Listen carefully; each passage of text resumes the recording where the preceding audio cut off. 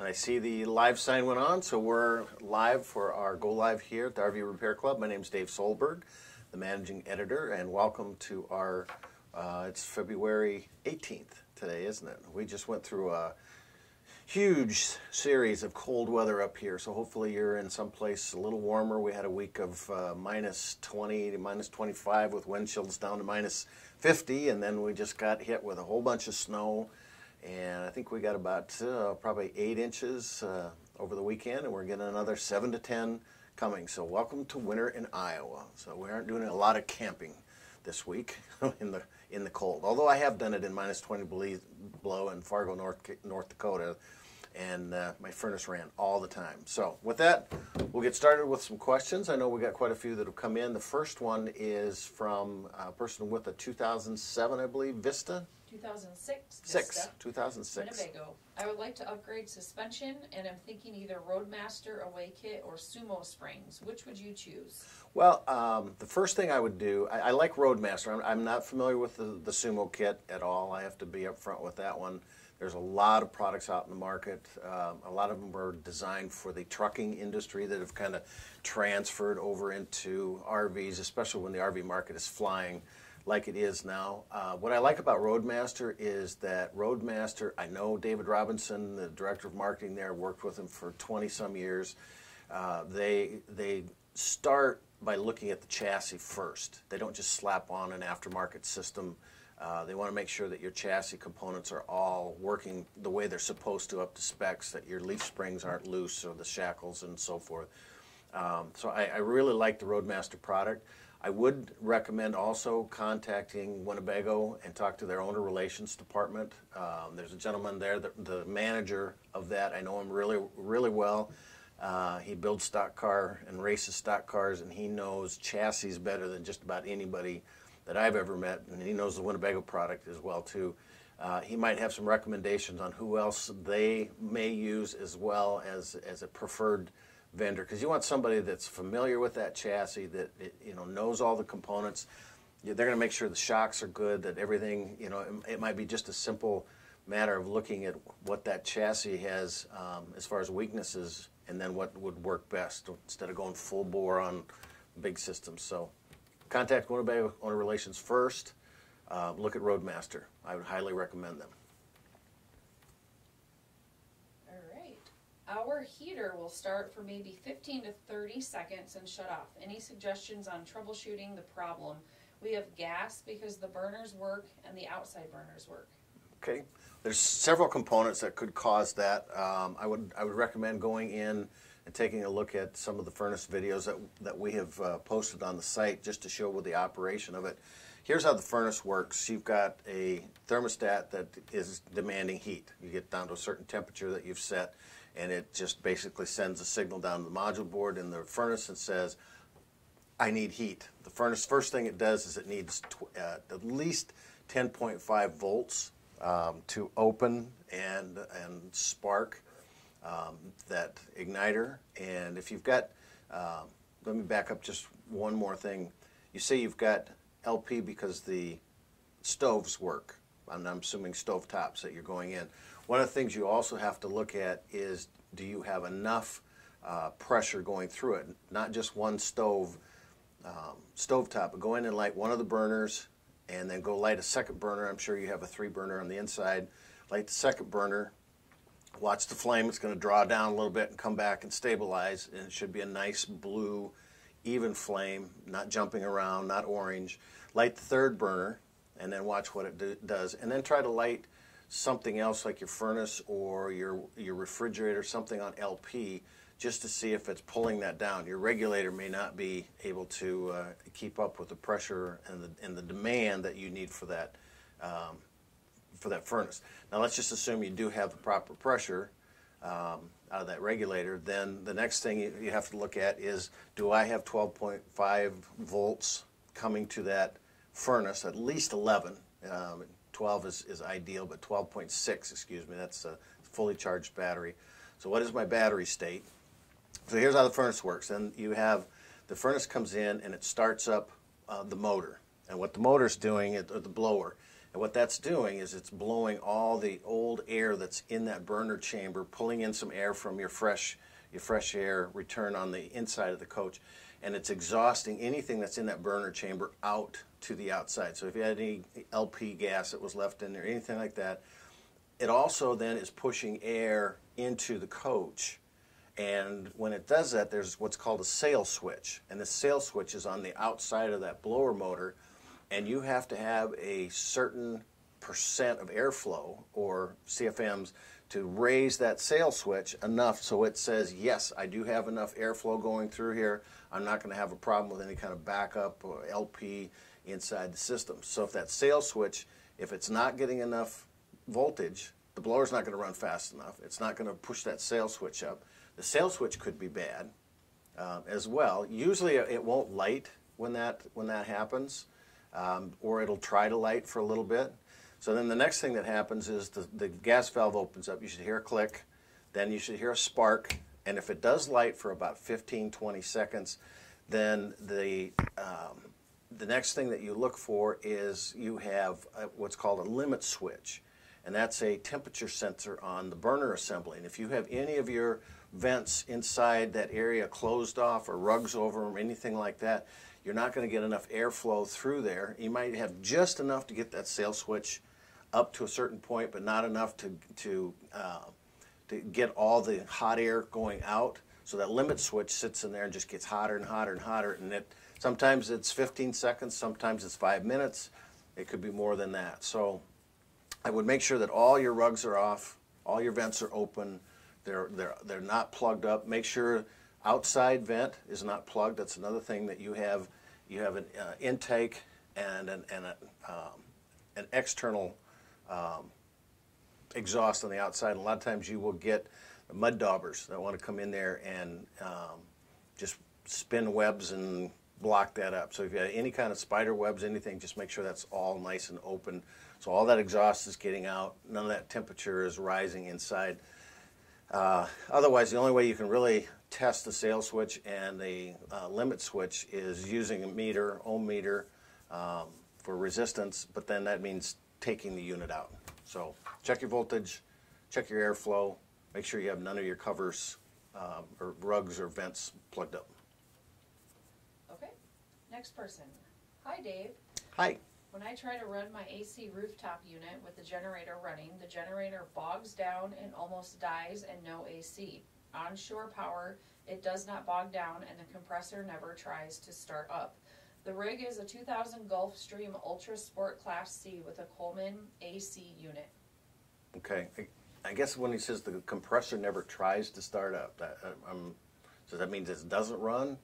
The first thing I would look at is that generator may have just enough varnish in the carburetor that it runs under non-load, and once you kick that air conditioner on, it's going to draw somewhere in about the 10 to 14 amps with that Coachman, and that may just be enough for that generator to go, oh, I can't get there. I would run some stable or seafoam through that generator really well. You may want to even have that generator checked for what kind of load it's doing. The next thing then is go into your air conditioner and make sure you check the air conditioner filter. A lot of times what happens, you'll have in your cold air return, and I'm not familiar enough with that specific version, but if you have ducted roof air, you'll have a cold air return where you pull that down and you'll have just a basic kind of a foam type filter, and that needs to be cleaned periodically, because the more you get dust and dander and stuff in that, the less airflow you get through it. And then that air conditioner, instead of drawing 14 amps, it's spiking way up there because it's trying to pull that air, and you're getting too much initial startup amp draw, and that generator can't take it. Your roof, or when you're plugged in, you might have enough in that 30 amp service from your shoreline power to get it taken care of. But that generator is a little finicky, and if it's just a little bit on the varnish side and it's just not operating 100%, that extra amp draw could do that. So I would say check that air filter first, make sure it's good and clean. You may have to get up. We just did a class on air conditioners, and the way they work is you've got an evaporator coil and condenser coils too. You may have to get up and take the roof shroud off of that air conditioner and clean those coils, because if they're blocked as well, because we had one, in fact, we were doing this video, and it was a bounder, and it had an older Coleman RVP type air conditioner in it, and it was just cutting out all the time, wouldn't start up, very similar to this, but on either one. And once Steve, who works with me on this, went out there and took a look at it, pulled the cover off, and the whole front condenser coil was filled with baby powder. This lady liked to put on a lot of baby powder, and that dust would get sucked up in the inside, and just, it was caked in there.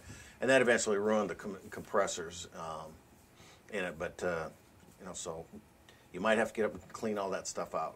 It's worth taking a look at the video if you go through those steps and you're still having problems. All right. So then we have Linda asked. Hi, Linda. 2002 Executive Monaco DP with Aqua Hot. When I'm on 50 AM, do I need to have the Aqua Hot turned on to heat the coach, or will furnace do it? I notice I'm using diesel and not running the engine. Newbie at this. Well, I think with your Aqua Hot system, I'm not familiar enough with that older Monaco, but a lot of, the Aqua Hot has a boiler in itself, so it's going to run the diesel when you're on 50 amp service at a campground, and then it has a series of radiant heat that's going to heat the floor, heat your water in your water heater, and it will heat the coach up. Now, some of the manufacturers also put a onboard furnace.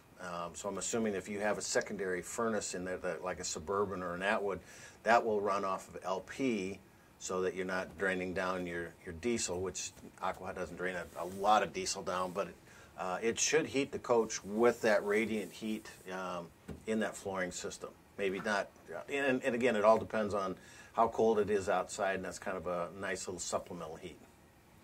Scott asked, start battery drain, 2013 Newmar Bay Star Ford chassis. Went dry camping for the first time last week, and every morning I woke up to a discharged start battery. After recharging it would drain, I think 10.9 volt after 5 to 6 hours. No radio on, no dash electronics, battery is less than a year old, etc.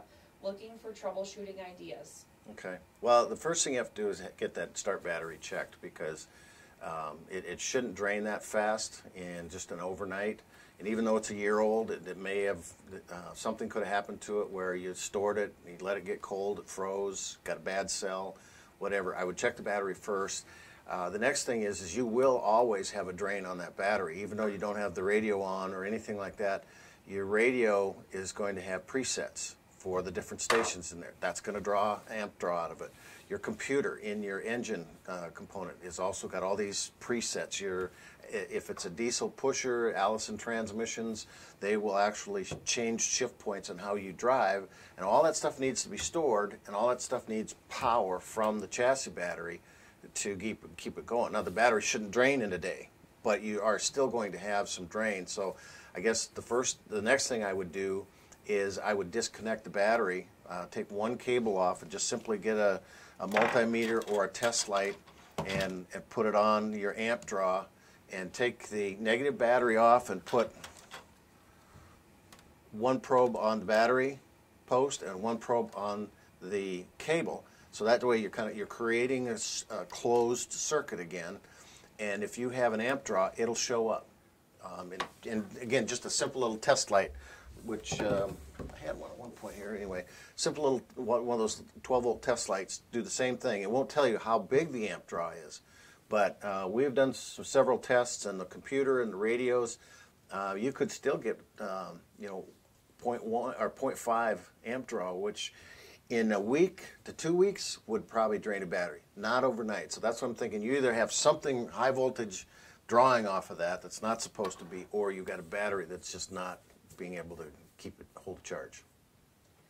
Ed asked, any considerations to be included when deciding if standard black tank cassette or composting toilet in Class B, standard body. Read that again. Sorry. Any considerations to be included when deciding if standard black tank, cassette, or composting toilet in Class B? And then in parentheses, it says standard body. Okay. Usually the composting toilets don't dump into the black water tank. There's several that have like he said a cassette where it composts with peat moss, and it goes into the cassette thing that then you end up actually throwing away and discarding either in a septic tank area or in the garbage. The others have an actual onboard burner that will put it into a container in the actual toilet itself, and they burn the sewage in there. So the only thing that you would, I think, and I'm not as familiar with the composting or macerating toilets that out in the marketplace. I have started to get into them a little more often. I shouldn't say get into them. That's kind of I have researched them. It'd take a big one for me to get into it. Anyway, it basically peat moss, and it's kind of a self-contained unit, so you typically don't need a black water tank. Okay, next person. Hi, Dave. Hi. 2014 Cougar. No name? No name, just Okay. someone. Hi. 2014 Cougar, fifth wheel, 27 foot. How often to remove bearings, clean, and repack? Most of the manufacturers recommend once a year. To me, it kind of really depends on how much you're using the unit, where you're taking it at. The biggest thing you can do with that is I recommend this. Now, you'll either have probably Dexter or Lippert axles on that. I'm not sure what it was 2015? 14. 2014. So Lippert was around at that point in time. But here's what I do. I take just one of these infrared heat guns, and I just hit the hub and the wheel bearings and the brake drums when I'm taking it down the road, just to see what temperature. Now, when it's sitting there, it's going to be the same temperature as outside. But once you get it on the road and you take it down someplace, if it's 70 degrees outside, it's not uncommon for those hubs to run 85, 90 degrees. But when I see them spike up into 110, 120, then I know they're starting to get dry. They're starting to heat up. And then I would take them a little more often than that. So I would say once a year is what the axle manufacturers recommend. But take that and find out what's really happening in those bearings. Now, if you got it just sitting, you can't do that. But if you're sitting, you're not taking it out on the road, so they're not really getting dried up. Ed asked, what should be considered if want to avoid propane installations for power usage in a Class B? Okay, read that again. Power/usage. Read it again. What should be considered if want to avoid propane installations for power/usage in a Class B? Okay, so I think what he's asking is he doesn't want to put propane in. He doesn't want to use propane to run things on the inside of that. In a Class B, then you're going to have to go either with 12-volt power or with 120 volts. So you're looking at water heater, needs to be an electric water heater. A furnace, stovetops, all that stuff has to be electric. Now, a lot of people with the Class Bs, they don't really even care about stovetop. They have a little electric one, but they'll go outside and they'll use a campfire or a grill or the portable propanes. One of the things you can do, the catalytic heaters here. This is something that's very good to carry with. This happens to be a Mr. Heater Buddy. I do like the Campco makes one, Olympian has one, and you just take one of these little propane things here, and this acts as a real nice supplemental heat.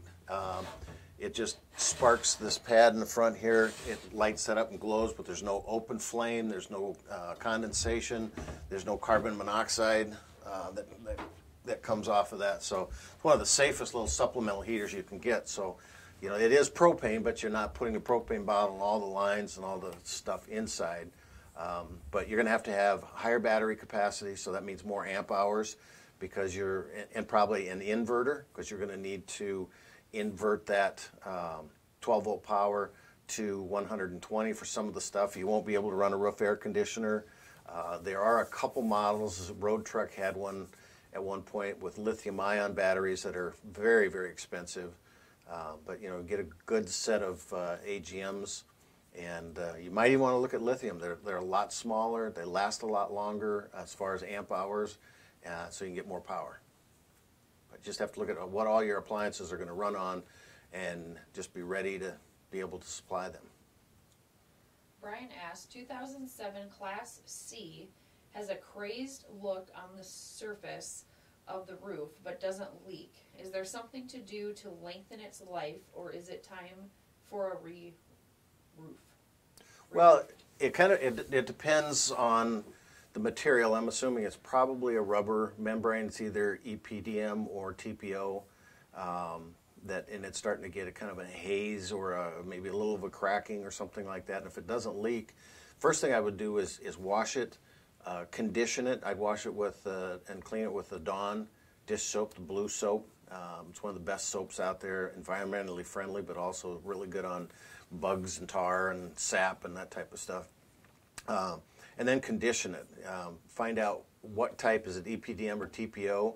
And the way you can do that is you go inside and you'll have a ring around your roof vent that in the kitchen or living room or bathroom, wherever. Take the screws off that, pull that ring down, and you'll see some excess material tucked inside. So when you pull that up, if you've got a beige or a white roof and you have a black underneath, then you have EPDM. If it's the same color as the outside material, then you have TPO. Go to Dicor and just look at their product that they have for conditioning that roof material and just see, does that make a difference? How does that come back? Otherwise, you don't have to go with a complete re-roof. Dicor also makes a roof reconditioning product, and it's just a roll-on. I don't know what type of material it is, but it's almost like a rubberized paint that you just roll it on with a roller brush, like a paint roller. And I've seen a lot of people that have done that, have been very successful with that, and the roof looks like it's brand new. So before I'd go to the expense of trying to re-roof it, if it's not leaking, I think I'd try that. Okay. Someone And Angie just went, yeah, okay, yeah. Someone asked, Dave, I have a 2004 Seabreeze 8360-36 Class A. Mm-hmm. I want to install vinyl plank flooring from the bathroom forward, including the slide. Do you have any advice or things to look out for? Yes, we did this project on a 2003. Well, she said she's currently installing it in her house and bought extra for the RV. Well, the thing you have to be careful of is that in your RV you are going to have, if it's plank vinyl, you're going to have temperature changes. Your house is going to stay 68 to 70 degrees all the time. In your RV, you're going to let it get to minus 50 if you were here in Iowa last week. You're going to let it get to 120 in the summertime when you're not using it. You know, all that temperature changes, it will expand and contract, and a lot of your residential materials just can't take that. They'll start pulling apart. The other thing that happens with a flooring on your Seabreeze and just about anything that's out there is anytime you go down the road and you get these different road structures and the bumps and the stuff in the highway, your chassis twists. And as your chassis twists, then your floor starts to go boom, boom, boom, boom, boom, boom.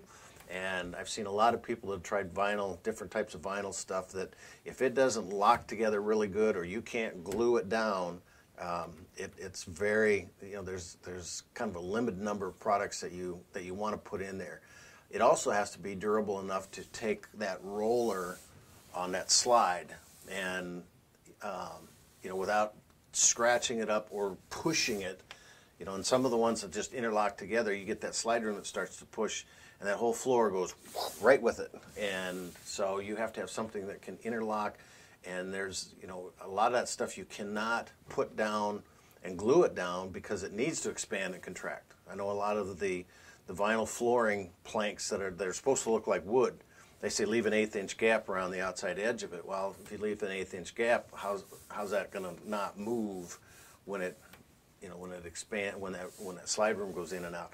And it has to be durable enough that it can take that slide. You need to look underneath that slide room and find out what kind of a mechanism. Do you have rollers in there, or like Winnebago uses a long piece of extruded aluminum with a plastic type of a half circle runner, and it just slides back and forth, and that's going to put some pretty heavy usage on that floor. So there's a lot of things to consider about a residential versus something that can go into a motorhome.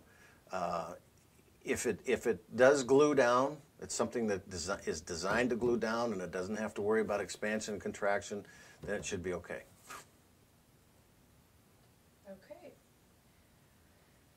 I have a LTV Unity MB, and it comes with a 25-foot 30 amp, 12 or 10 gauge shore power cord. How long can I extend it, and should it be 10 gauge? Yeah, it has to be at least 10 gauge. There is, and you should not go any more than another 25 feet. You're probably even still going to lose some amperage there. And I don't have it with me here, but there is a chart that will show you what type of gauge you need to go for the distance that you're going. And I know just a general rule of thumb is if you've got a 25-foot cord right now, you can get another 25-foot cord, keep it the same 10 gauge as you have on there, and basically just get an RV shoreline cord extension. It'll be the same gauge and same thickness. Someone asked, "Hey Dave, hello. My furnace will not ignite and the blower won't run. Fuses / circuit breaker good." Okay. Well, the first thing I would check is the 12 volt going to the actual furnace. So you probably have to pull the furnace cover off and just verify you've got 12 volt coming to the module board. There are fuses inside that module board, not just the ones inside the coach, but in that module board itself. So, and it's going to be running off at 12 volt power, and you need to basically get in there and just find out, if it's not even lighting, it's not attempting to do anything, then somewhere you have, a default in the power getting to it, or the module board at it, and it could just be the module board itself. And that would require taking the whole unit out, pulling the module board out, and you can send it somewhere and get it tested, but by the time you have it tested, it costs more than just putting a new module board in. But the first thing I would check is, at the unit, do I have 12 volt coming in? Bob asked, "Some people say I should inflate my tires to the max PSI listed on them. Others say I should have my rig weighed and inflate according to the actual load weight. Which is correct? Thanks." Yeah. RV Safety and Education Foundation has spent 30 plus years researching tires, weights, weighing coaches all over the country, and they work with every single tire manufacturer because this was a big problem in the RV industry. Trailers, fifth wheels, motorhomes blowing tires out because we weren't putting correct pressure in, we weren't checking them, we were overloading coaches. The stamp on the side of your tire, let's take, for example, the one I use in almost all the videos we have and stuff, it says 50 PSI maximum at this weight, and that's for GVWR. So what's stamped on the side of that tire is the maximum pressure if you put maximum weight in your rig. If you don't, my truck says 50 PSI on the side of that tire. If I put 50 PSI in my truck, it'll run like Fred Flintstone's car down the road. I have about this much tread because it's overinflated. It's designed, that 50 PSI is designed only if I have like 2,000 pounds of dirt and drywall or whatever the back of my, and I'm exaggerating, but whatever the back of my bed can hold as a, as a carrying capacity in it. So the only way you know what proper pressure is just like you said, you take it and you get it weighed. Now, the RV Safety and Education Foundation says the best way to do it is by individual wheel position, because it's not uncommon to see a unit heavier on one side than it is on the other, because you got this great big slide room with this big double-door refrigerator or four-door refrigerator, and the generator's there, and the couch and the dinette, and you put all your stuff in there. But that's difficult to do. They've got 3 teams that go around the country. So Worst case scenarios, take it to a CAT scale. Go to a Flying J, a Pilot. If you go to catscale.com and put in your zip code, you'll find them all over the country. They're about $10. I know here we can get them weighted for $10. Put the front wheels on the first pad, the back wheels on the second pad. Find out what your weights are, and then go to rvsafety.com and look up the tire chart. They've got every tire that's manufactured for RVs. You can go find your tire brand, model, size, weight, and that'll tell you exactly what weight to put in it. But that's a great question, and it's a big problem in the industry. Scott asked, tire pressure question. On a 30-foot Newmar, we have new tires all around and installed a tire monitoring system.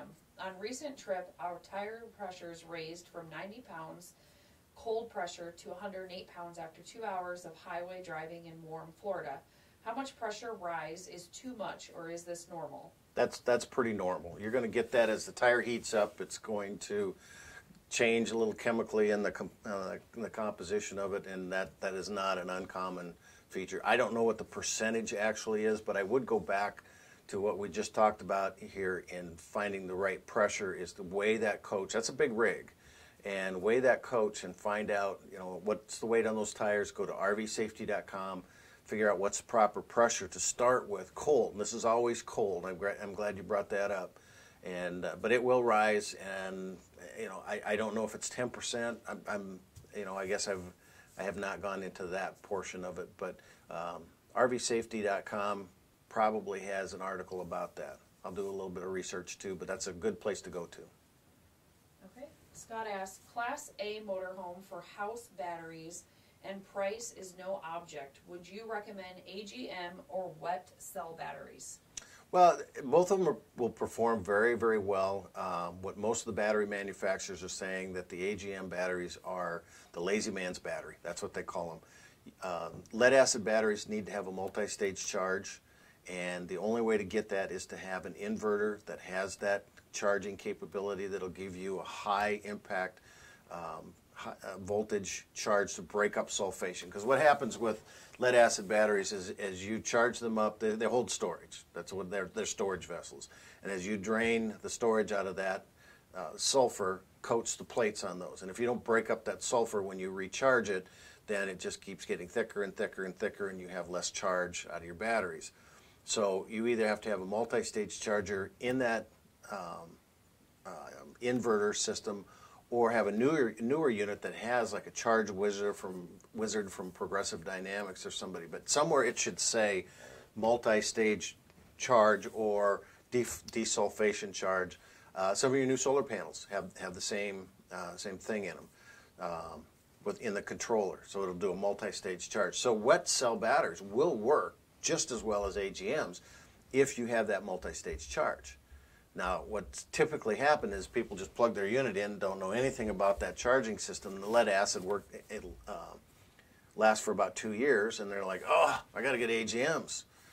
Well, you don't have to get AGMs. They are more expensive, but they do take less maintenance. So you have to decide what works best in your situation. AGMs still work very well. All right. The next question is from Al. Hi, Al. Hi, Dave. I was thinking of buying a new Heartland Cruiser MPG 2120 RV compared to Coachman Apex Nano 191 RVS. What do you think of these companies? What do you think of the construction method for durability? Thank you. I think they're both fairly comparable. Coachman's been in the business for a long, long time, and they were bought out by Forest River. But Forest River could let them stay Coachman, and the main people are still there. Their main philosophy is the same. They're both kind of a mid-range, I think, in the amenities, and there's nothing wrong with that. It's kind of like the Lexus versus the Camry. If I had to have gold-plated airbag nozzles to safely get through a crash, the Camry would have them too. It's a lot of that stuff is you start getting up in the higher line, and some of it's just more ego buy, I think, than anything. So I would say that the two of them, what you need to do is probably more importantly, I think they're fairly comparable. Look at the dealership. Look at who is going to take care of you the best, who's got a dealership with a good service center, and you know, because I don't care who it is out in the market, even the company with the absolute lowest warranty claims, you're still going to have some adjustments when you buy a unit. You know, I use this in my analogy in my seminars. I ask anybody who here has built a house, and you get people to raise their hands. Okay, when you got done building, you had no punch list for the plumbers, no punch list for the drywallers, the painters, nobody, the electricians, and they were like, oh, we expect it in a house. And yet we don't take a house 70 miles an hour down the road, we put it on a concrete foundation, and we don't let it get 120 degrees in the summer and minus 50 in the wintertime. Those materials all expand and contract, so I get off my soapbox here, but finding a good dealer to back you up is just as important as the model. We're waiting for questions. We're waiting for questions. But Okay. I will say in the live chat that Bob says, howdy Dave, thank you for the live chat. Well, howdy Bob, I'm glad you're here. And thanks for answering my questions about my RVAC, RV Repair Club rules. Okay. Yeah, air conditioners, you know, it's one of those things that it's kind of out of sight, out of mind. Everybody just, you know, gets used to flipping the switch on like they do at home, and you don't, you know, there's a little bit of maintenance that has to be taken care of because you got a closed system that you're running through. And just like your furnace at home and your air conditioner at home, you've got filters in there too that all need to be changed. And you know, when we don't change them and they start to get blocked, we lose airflow, and we have situations that come up with those. Still nothing? Okay. One of the things then, we didn't have a refrigerator question, but I do want to, I just want to bring up a little something about refrigerators that a lot of people, once they're going to bring their unit out this spring, they start getting ready to go on vacations and camping trips, that the absorption refrigerator used in an RV works in a way that it heats a solution that is hydrogen, chromium sulfate, water, and ammonia, and that heat then creates a vapor, and it goes up to the top, and it goes through the evaporator and condenser coil, and it makes its way back down, turns back into a liquid, and makes its way back down a series of zigzag tubes in the cooling unit. It's all done by gravity. There's no moving parts. So that unit has to be level, 6 degrees side to side, 3 degrees front to back. And nobody knows what that means. You know, what's 6 degrees? You know, normally if you're sleeping in it comfortably, then you're okay. But here's what happens is people get ready to go on their trip, and they bring their RV to their house, and they plug it in, put it in the driveway and plug it into the garage. And they don't realize that their driveway is probably at about a 10-degree slope because you want the water to run off. And they're not sleeping in it, so they don't realize that they're doing damage. This is just a very small little bubble level. It came with your refrigerator when it was new, but usually they're in the owner's manual or the pouch, and they get thrown away or lost or something. As long as that's within half the bubbles in the circle, you're okay. Put it in your freezer plate, right in the sill plate on the bottom of the freezer inside. Don't put it on a table in the coach or anywhere else. You want that refrigerator to be in that level. So anytime you run that refrigerator, it should be in that little circle. Otherwise, you're going to have that fluid is going to settle to one corner because it can't make that angle back down. And it's going to get hotter and hotter and hotter, and it'll start to flake, and it'll start to block, and you'll ruin a cooling unit. That's probably one of the biggest issues with absorption refrigerators, and part of the reason a lot of people are going to the residential is because they ruined the cooling unit. They didn't know why. Those stupid absorption refrigerators, I'm going to go to the residential because that absorption now costs me $4,000, and I go to Best Buy and I can get a residential refrigerator for $300. So anyway, level your coach. Got a question? Scott asked, one of my biggest concerns is being out RVing when it is time to leave. My slides do not retract. How would you overcome this issue? Well, the first thing, I always carry a battery pack. A lot of times the reason the slides won't come in is that the battery is just low enough to not be able to take that amp draw that those initially have, and it kind of goes, ooh, kind of kicks out. So a good jump start on the batteries. Also, you always want to make sure your rig is level and secure. And before you bring the slide rooms out or take them in. And the reason is that if I'm out of level, and I think it's just very strange that a lot of companies are telling people to come to the campsite, run your slide rooms out, and then level the coast. To me, that makes no sense at all, because if I come into a campground and it's a little unlevel, then I'm going to twist my chassis. And anytime my chassis twists, it's going to twist my sidewall. And if I have that, then I'm trying to run a room in and out of a twisted sidewall, and it's like a bad drawer in your dresser that you're constantly fighting. And I just, to me, it's imperative that you level it and you stabilize it so it's not moving around. That's going to take a lot of that stress of that room moving in and out away from that motor. The next thing then, carry that battery back up, but then you also should always have a manual way to bring that room in. Most of them have, like the hydraulic ones, some of those, the HWH ones, just have a little crank mechanism that you flip a switch inside so it will reverse, or a valve, not a switch, a valve. So it will reverse the flow of the hydraulic fluid, and you put the crank inside with the two hooks and you just bring the room in. Most of the Lippert slides that I've seen, both hydraulic and electric, have a small little Torx or Allen type hole in the top of the motor, and you can just put that chuck, which comes with it, but again, it's probably lost somewhere, so find that little plate at the top. Take a look at our videos. We have a lot of them showing that, and just put that in a cordless drill, and you can bring them in and out just manually, both the electric version and the hydraulic version that we've seen on. We did 2 Lipperts, and we did a BAL AccuSlide, which was an electric cable above the bed motor, and just hooked it on the side and just changed the direction of the drill and in and out. So you should always have a backup. Next question comes from Louie. Hey, Louie. Hi, Dave. I have a 2007 Winnebago Journey 35-foot. I garage my coach. Every once in a while I smell a gas odor. It is not consistent. What should I do? Well, I guess the first thing that I would do is when you're storing it, just shut the gas off. Just take and you've got a valve right on the propane tank itself. Shut that off. Run your stove until you know that all the gas is out of the line in it, and then see if you still have that smell. Because a lot of times, a gas smell could also be a sewage smell, and you might have a vent that's plugged, or the sewer tank's just a little bit of it coming up. Even if it's in the garage, you're not getting air through there or wind that would do any kind of, churning that stuff up. But if you shut the LP off and you still have the smell, then you know it's not the LP. You know it's somewhere in the sewer system, sewage system, dump tanks, whatever, which is fairly common because they don't get cleaned out really well. Otherwise, if you don't have that smell and you turn it back on, you're definitely going to want to have the unit leak tested. You can do it yourself.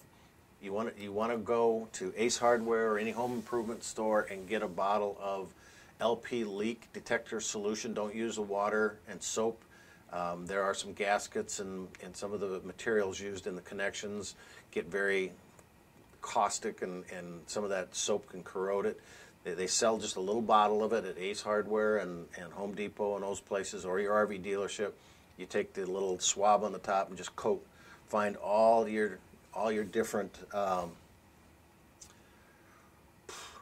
connections, your LP connections, and just make sure, see if you see any bubbling in that. If it gets a little more persistent, and even if I smell it again, then it's something I probably want to take it and get an LP leak test done with a water column test. And what they'll do is they'll put that unit in. The best thing, Winnebago used to use what we called manometers, and they were just a round kind of a pressure gauge, almost like a barometer that had 2 needles, and they put it back in the refrigerator compartment, and the gas line that came up had the manometer come through and would go in, and you would set the needle onto wherever that was at.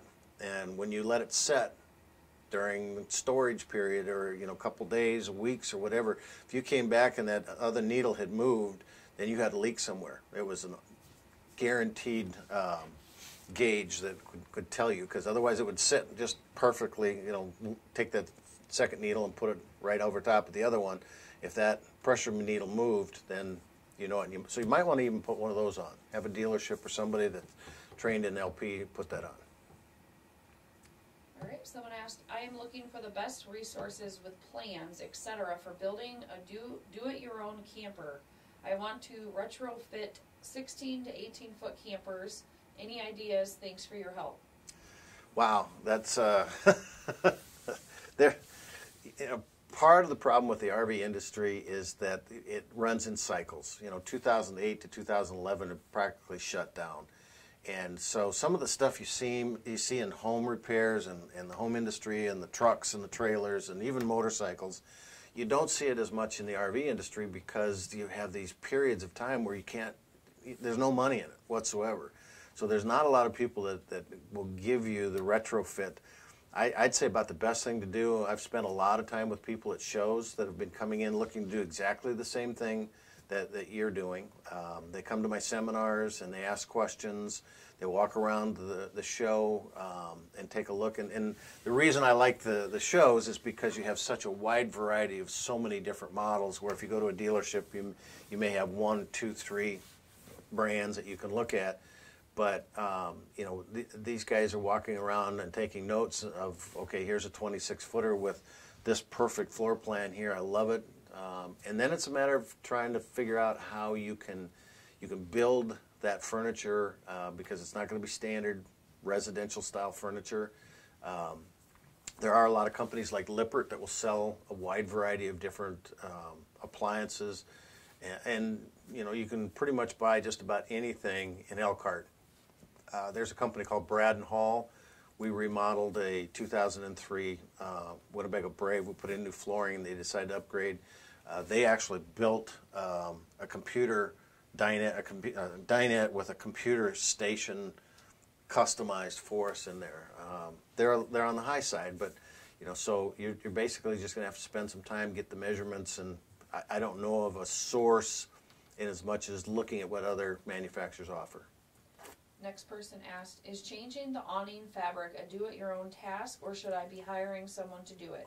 I would probably hire somebody to do it. And the reason is, if you're not familiar with that process, it takes 2 people that know what they're doing, and the biggest issue is that you have an enormous amount of spring tension on that. So when you have to take off the cap and you have to slide that piece off. Now I'm talking more in the sense of the awning as it would pertain to the patio awning. Now, slide room awnings, we've done a couple of those. Those are fairly easy because there's not as much tension and there's not as much you have to take apart in those. But with the awning, the patio awning, you have to take the end cap off and you have to make sure you secure the armature with a vice grip, and if not, it will literally take off on you. And we have seen some pretty bad horror stories. Steve has a story that he saw. I personally haven't seen it myself, thank goodness, but when they were working on one at Winnebago one time, it almost ripped the guy's hand off. Luckily he didn't, but it can be very dangerous. So I would say A&E has some great brochures on how to do it, but they also have some real cautionary disclaimers in there that, you know, you really need to be careful. Thomas asked, sometimes I have to start my furnace 2 or 3 times before it lights and stays on. His RV is a 1997 Winnebago. It sounds, there's a couple different things in there. We talked about the sail switch beforehand. And I don't know why it would have to be 2 or 3 different times in there. That would be a good question for Steve. Steve, where are you?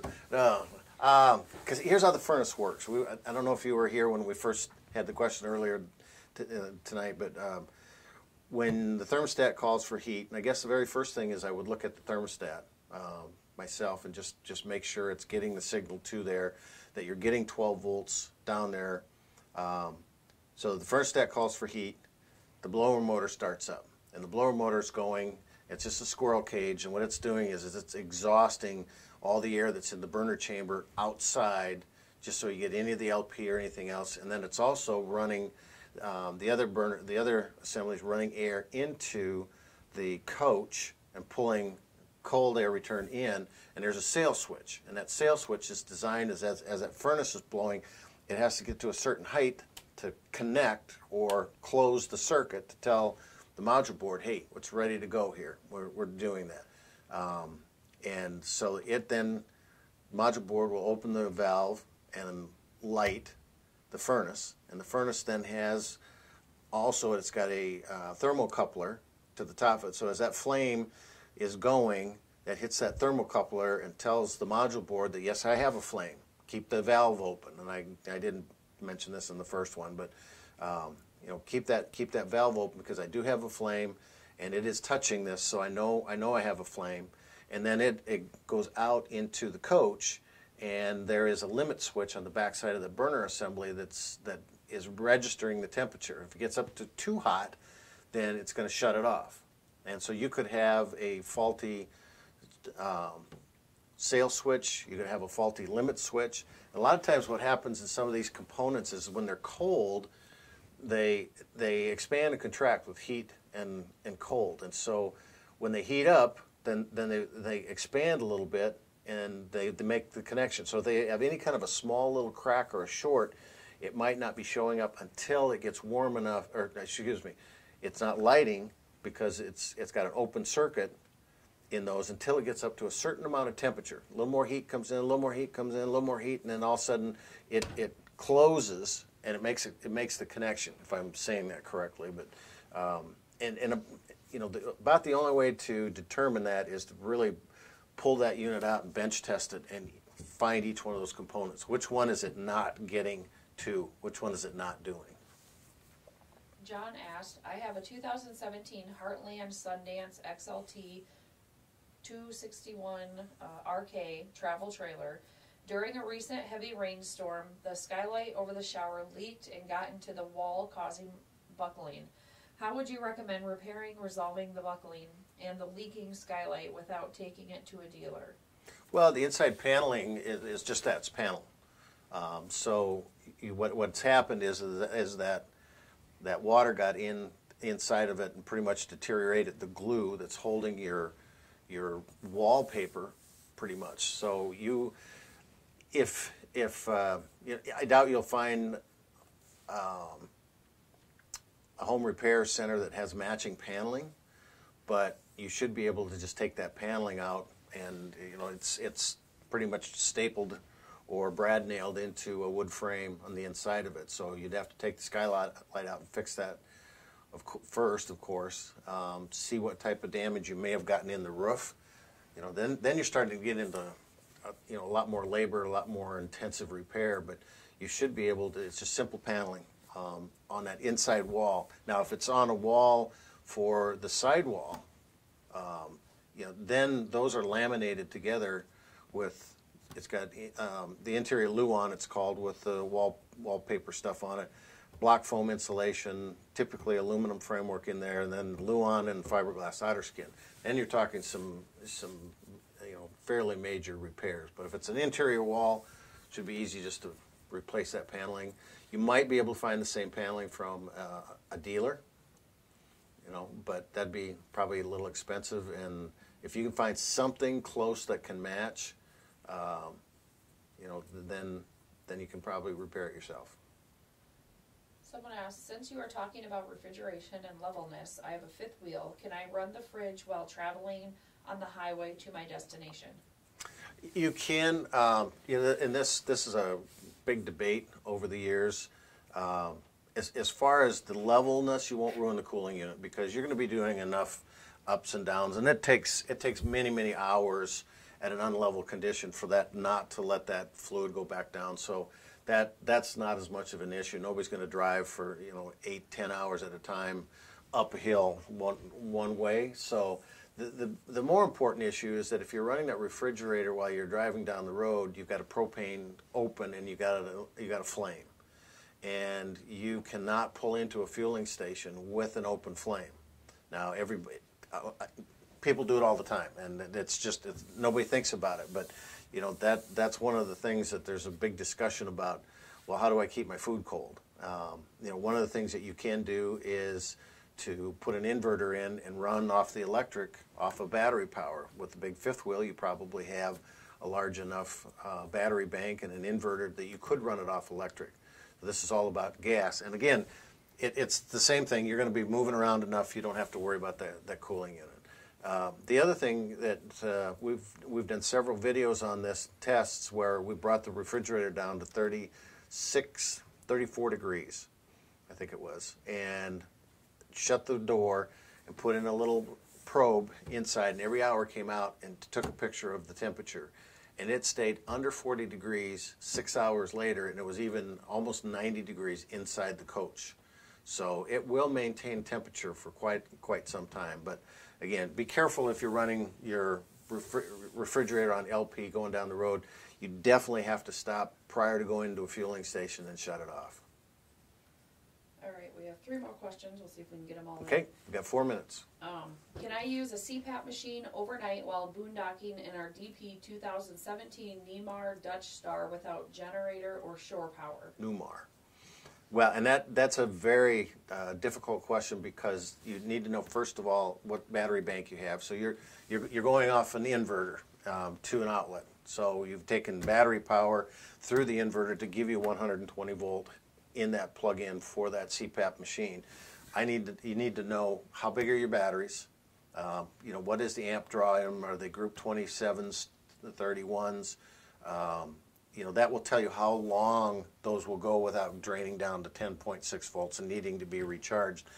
You need to also know what condition those batteries in. If they haven't been multi-stage charged and they're starting to sulfate, no matter what size they are, they're probably going to be a very very sulfated battery that's not going to last very long. And the third thing you need to find out is what else are you running in there. So you're not just running that CPAP machine.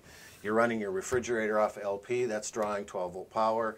Your water heater is going to draw 12 volt power. If you have a furnace on, it's going to draw 12 volt. So all that stuff goes into the formula.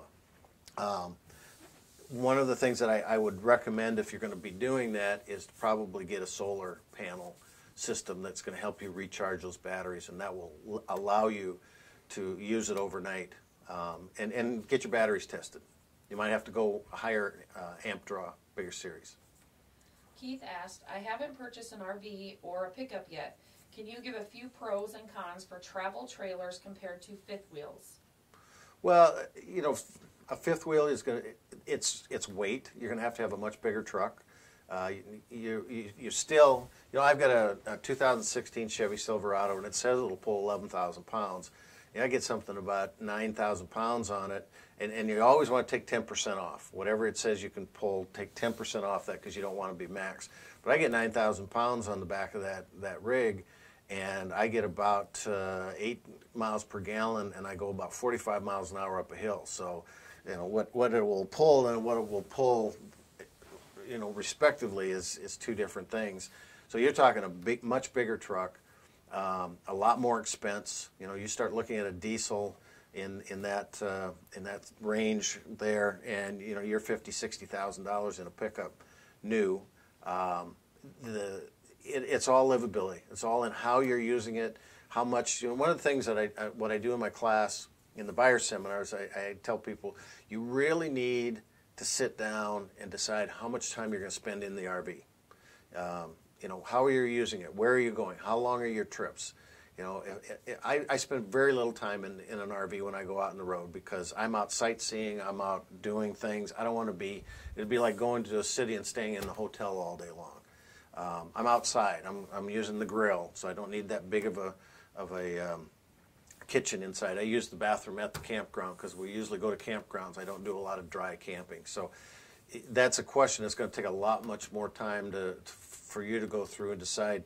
And I would say rent. You know, you're not going to be able to rent a fifth wheel typically because of the liability of trying to get it to and from places, but go rent a trailer and just see, is this enough room? Fifth wheel is going to give me a lot more room. All right, we'll see if we can get this quick. I get you one more in, quick. 2019 Jayco Eagle HT 29.5 BHOK slide out wiper seal across top where meets side wiper seal has an opening where the two meet. Should seals overlap at the corners, or is space okay? Well, typically space is not okay. I would say that that's a good point for moisture to get into that unit. So I would take it back to the dealer. 2019, it should still be under warranty. And you know, if they come back and say, well, it doesn't leak now, well, but have you had it out in moisture? Have you had it out when a good side rain with wind coming in and hitting? So typically you should not see those kind of gaps, but I would take it back to the dealer and have it explained to me, how does that seal?